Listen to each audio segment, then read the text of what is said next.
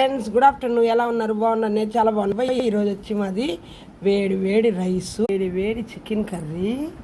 ఓకేనా friends, chicken curry అంటే chicken ఫ్రైలా చేశాను అనమాట, గ్రేవీగా. వచ్చి నైట్ మిగిలిన పచ్చనపప్పు బీరకాయ కూర, ఇది వచ్చి బీరకాయ పచ్చడి. ఓకేనా ఫ్రెండ్స్, వేడి వేడిగా టొమాటో రసం. ఓకేనా, చల్ల చల్లగా పెరుగు.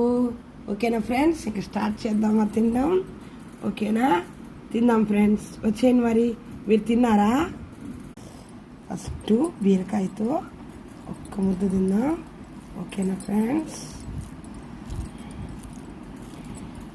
ఓకే ఫ్రెండ్స్, బీరకాయ పచ్చనపప్పు కూర ఎంతమందికి ఇష్టం అబ్బా? నాకైతే చాలా చాలా ఇష్టం అబ్బా. తర్వాత మనకెంతో ఇష్టమైన చికెన్ ఫ్రై గ్రేవీ కర్రీ అనమాట. ఓకేనా, దీంతో ఒక ముద్ద తినేద్దాం. ఓకేనా ఫ్రెండ్స్.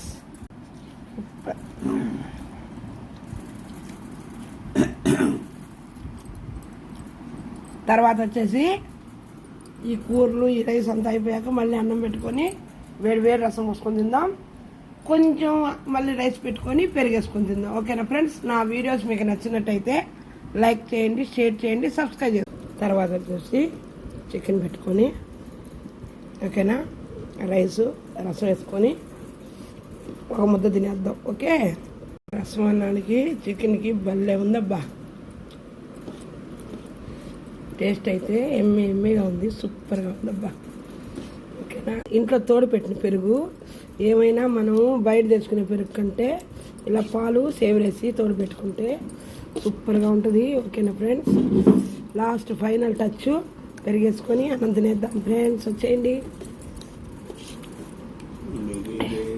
మీలో ఎంతమందికి చికెను పెరుగంటే ఇష్టం ఫ్రెండ్స్?